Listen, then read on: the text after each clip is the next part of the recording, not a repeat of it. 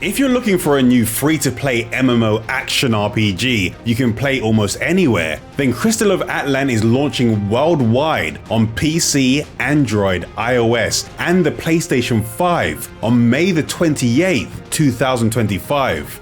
When I first saw Crystal of Atlan, it gave me a huge wave of nostalgia. It reminds me of those old school free-to-play MMOs I used to spend a while searching for on Google when I was younger. I'm sure you remember the kind I'm referring to if you've been into MMOs for a while. So, I was happy to see that Crystal of Atlan was bringing back that instance-based hack and slash feel, but with a surprising amount of depth and more fluid, action-packed real-time combat than I remember from those older titles. Since I'm a fan of action games and MMOs, the developers of Crystal of Atlan reached out to me and asked if they could sponsor today's video, so I could show you some gameplay and break down what you can do in the game. So if this game interests you, then click the link in the description and pre-register to receive some exclusive rewards and unlock early access. I was able to play the game for a few days, but since this is an MMO, I wasn't able to dive into absolutely everything the game has to offer long term. So I didn't get to experience all the tiers of the endgame content, and I only scratched the surface of how the gearing systems evolve and balance out over time. But I still wanted to give you all a good look at what I did experience to help you decide if Crystal of Atlan is something you might be interested in playing. The story of Crystal of Atlan takes place in what is described as a magic punk world, where magic and technology intertwine.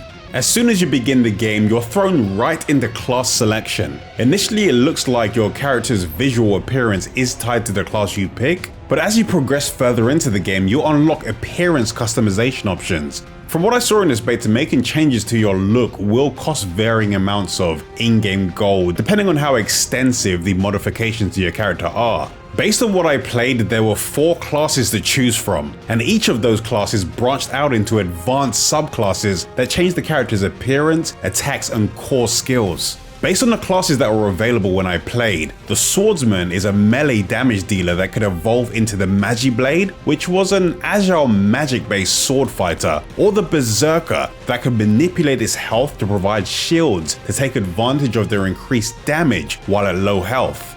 The Musketeer is a ranged character that deals damage from a distance. After reaching a specific level, you'll have the chance to upgrade into the Gunner, which is less agile than the other ranged classes, but instead has attacks that can stagger and control enemies. Or you can branch into the Bounty Hunter, which is a combo-focused ranged class that can take advantage of their combo count to increase their damage. The Magister is a magic-focused class that is able to deal large amounts of area damage. This class can eventually branch into the Elementalist, which is a class that can deal long-range area damage using unique resources that can manipulate their skill cooldowns, and the Warlock that deals close to mid-range magic damage and can implant marks onto enemies that can be detonated for a burst of damage. And the Puppeteer is a summoner that can control a puppet that fights alongside them. Just like the other classes, this class could also branch into 2 advanced variants. The first being the Scythe Guard, which can function as a defensive support for the team while still being able to deal decent close range damage, and the Blade Maiden can deal damage in a large area and overlap their skills with their puppet, dealing additional damage to enemies caught in the overlap. In addition to the classes that were available during the beta, at launch there will be a few additional classes for people to choose from. The first being the Magician, which seems to be a new advanced class for the Magister that specializes in area damage and abilities that can control enemies, like being able to transform or taunt enemies, or being able to put them to sleep for specific periods of time. There will also be a new base class called the Fighter, and its 2 advanced classes, the Starbreaker and the Cloud Strider. As of recording, I've only seen the announcement trailer for these classes and no direct gameplay, but the Fighter will most likely be the class I start with, since I'm usually drawn to classes that have a brawler playstyle or revolve around martial arts. Even though Crystal of Atlan does feature an overworld where you can see and interact with other players, the game is a hub-based dungeon grinder at its core, so you'll be spending a lot of your time diving into instance areas to take on monsters and collect loot. You can play the game as a fully 3D action RPG, or you can switch to a 2.5D perspective with a fixed camera position above your character. Each view style has its own advantages and might suit different situations or personal playstyles, so it's worth trying different options to see which one feels right for you when you start playing. When the game begins, you start off with a pretty standard tutorial that introduces you to the core mechanics and gameplay features. This pretty much lasts the whole of the first chapter, which makes this section of the story feel a bit like an extended tutorial. But once the second chapter began, things got much more entertaining, since that's when the game really starts to open up and introduce more content types and areas. This continued when I reached new chapters within the story, so it constantly felt like there was a steady stream of content and new experiences opening up as I continued to progress. The majority of the single-player focused content can be found in the player hub areas, like quest or exploration zones, or by accessing the adventure menu. This menu contains all of the stages that continuously unlock as you progress through the main storyline, with various additional rewards unlocking depending on the amount of completed stages that have been done. Some of these stages are fairly straightforward, requiring that you defeat small packs of enemies while pushing your way through. But there are also a few that mix things up by introducing stealth or platforming elements. There will also be a few boss stages that contain boss enemies that can start off fairly simple, but eventually will have various mechanics that you'll need to pay attention to or avoid. There's a stamina system in place for progressing through the main story. This means that entering a stage will cost a specific amount of stamina that refreshes daily and over time. So there will be a limit to how much story content you can clear in a single day on one character if you just let your stamina regenerate naturally. However, this game does encourage you to play on different characters throughout the various classes, as there are account-based systems that can actually make your progress smoother for your other characters. Like account-based storage systems so you can share your equipment with other characters, and a dedicated menu for all of the characters on your account. This menu features unlockable badges that increase the stats of all of your characters in your account once certain requirements have been met, and it also contains a shop that can be used to purchase items after accumulating enough experience points. So it looks like alternate characters might be a pretty big part of the overall experience. After reaching specific points in the story, the areas used in the adventure mode become available as explorable areas within the hub that the adventure took place in. These exploration zones offer a mix of gathering resources, combat encounters, and some light puzzles. The resources gathered in these areas could be used within the game's crafting systems, but the main draw for the exploration zones were the summoned bosses. After defeating enemies within these zones, they had a chance to drop an item called the Spirit Echo. These can then be taken to a rift that can summon a boss that you can either take on solo or within a group to obtain rewards like crafting materials and stat enhancing circuits that can be slotted into your equipment once you defeat it. From what I've seen, these rifts can be found in multiple exploration zones, so it's worth doing them if you come across them, but depending on your equipment, these challenges can be pretty hard to do while solo. It seems like the main draw of Crystal of Atlan is definitely the combat and the more gameplay focused content. The story feels like it's primarily there as a way to gradually unlock new systems and content, so you don't feel overwhelmed.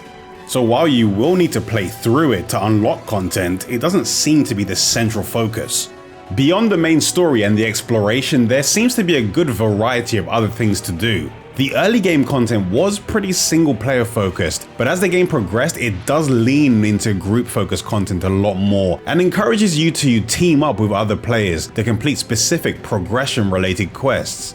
It's possible to do things solo, but it will be pretty challenging to complete them unless your characters are strong enough to handle it, which could be unlikely when attempting them for the first time. So it tends to lean into the MMO side a lot more the further into the game you get. But unfortunately, during my time with the game, I wasn't able to reach a level where I could experience all of the endgame co-op content. But here's a few of the multiplayer activities I did try, or I was at least looking forward to doing.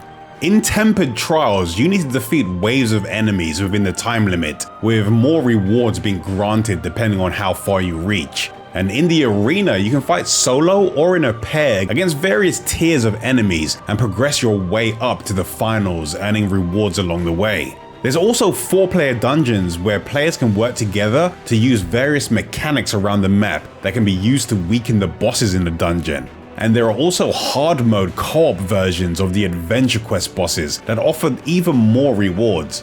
One of the co-op modes that I never had a chance to try during my time with the beta was the Hex Chess Challenge. This can be done solo or in a group of up to 8 players, where you'll need to take on a multi-phase chain battle challenge. I wish I did have the chance to play this mode for myself, since in the gameplay footage the team provided me with, these boss battles look like a lot of fun to do. So if I have another chance to play, I'll be aiming to reach level 60 so I can give them a try. For people that are a bit more competitive, there are PvP modes in the game. While in PvP mode, character skills have different effects and stats, and you can take on players in 1v1 or in 3v3 modes. This is where your ability to create combos and juggles enemies comes into play, but the combat in this mode is a bit different than it usually is, since your skills consume a resource under your health bar, and you'll need to wait for it to recharge before you can use more skills. And since this is a bit of a juggle heavy mode, there are ways for you to break free if you manage to get caught in a long combo, but it's not something you can rely on all of the time during a fight.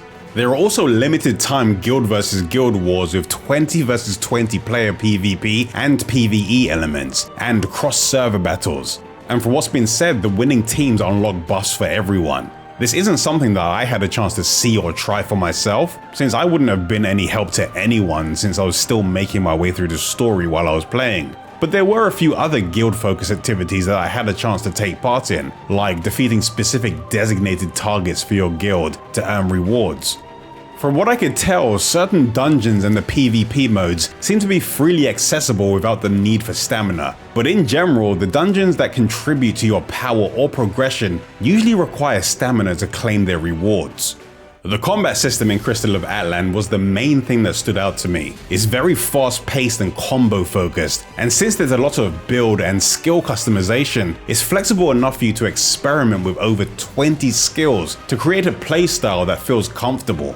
As you progress through the game, you'll unlock more skill slots. There are only 5 that get displayed on screen, 4 for skills and 1 for your finisher, which is a character's ultimate. But each of these slots also unlocks an additional secondary slot that another skill can be placed into. The first skill in a slot will take priority, but when that skill has been used and is on a cooldown, the next skill in that slot will become available. So eventually you'll have 8 slots for your skills and 2 slots for ultimate attacks. Setting these skills in the menu is easy, and since you can freely reset your builds, you can test out the combinations and skill orders that work best for you. Some skills can be used multiple times before they go into a cooldown, or have multiple segments that can be activated separately. And depending on the skill, they can also be used while in mid-air, so this can lead to you pulling off some intricate combos depending on your class. Each class felt unique enough for there to be a lot of gameplay variety if you choose to play as different characters, so the gameplay didn't feel repetitive when I was playing through the story multiple times. You can also equip pets that can be leveled and used during combat. Each pet will have their own set of passive skills and an additional skill that you can manually control during combat. So in addition to paying attention to how well I perform my combos and use my pets, I had to evade enemy attacks by avoiding their ground attack markers or by using perfect dodges. And I could create opportunities to deal massive damage by reducing an enemy's defenses and breaking them, which left them stunned and vulnerable for a period of time, which gave me the opportunity to launch a few of the smaller ones. The combat system is just satisfying, and it was a lot of fun to play around with. Since it's very timing and combo heavy, having a good internet connection is beneficial, since there is a chance that it could impact your performance. So you're better off playing on a server that is closest to you once the game releases. Alongside leveling your characters and unlocking new skills, when it comes to progression, you can find new equipment in quests, but you can also find materials out in the world that can be used to craft new pieces of equipment. Your equipment can be improved in various ways to increase its stats. Direct enhancements seem to upgrade an equipment's main attributes, with enhancements costing more money and having a lower chance of success the higher you manage to upgrade the item. Thankfully, there are systems that let me transfer some of the upgrades from my old gear onto something new, but I don't know if this is a system that has any additional limitations, like requiring it to be within a certain level range of the previous gear, or gear of the same rarity. Circuits can be equipped onto specific gear slots, and these provide equipment with additional stats. They can be obtained as quest rewards or by completing various challenges, and since it didn't seem like there was any penalty for adding and removing them, it was worth using them whenever I found one since I could just freely switch them around. It's also possible to change the visual appearance of your characters. Each class will have a default appearance, but outfits can be used to change the appearance of specific pieces of clothing. These outfits also have stats on them, so they will contribute to your overall power, but you will be able to hide the appearance of them if you just want to benefit from their stats but not change the original look of your characters. Some of these outfits can be obtained while playing, but it seems like along with new pets, some outfits can also be obtained through summons or through the shop. All of these progression systems will contribute to your overall power. But since I had a limited amount of time with the game, I didn't get to see how they would be balanced long term, or if there was a way for all players to work towards them over time. Overall, my first impressions of Crystal of Atlan were pretty positive. I enjoyed the fast-paced combat and the variety of classes, and I'm definitely interested in the potential of the endgame content and how the gearing systems will evolve over time. But unfortunately, I didn't have as much time with the beta as I would have liked to be able to really take a deep dive into all of that. The MMO landscape is pretty competitive and it can be hard to break into, but maybe Crystal of Atlan has enough to offer to set itself apart from the other games that are currently available. But hopefully what I've shown you in this video has given you a good idea of what Crystal of Atlan is all about, and whether or not it's a game that you might be interested in checking out. So if what you saw in today's video interests you, then make sure to click the link in the description or the pinned comment to pre-register for the game. Let me know in the comments below what your initial thoughts of Crystal of Atlan are. Are you planning to try it out? And if so, what class are you leaning towards? But if you found this video useful, don't forget to subscribe so you'll be the first to know when there is a new video available. I'll be making some new videos about action games and RPGs very soon. But until I make those videos, here's another that you might find interesting.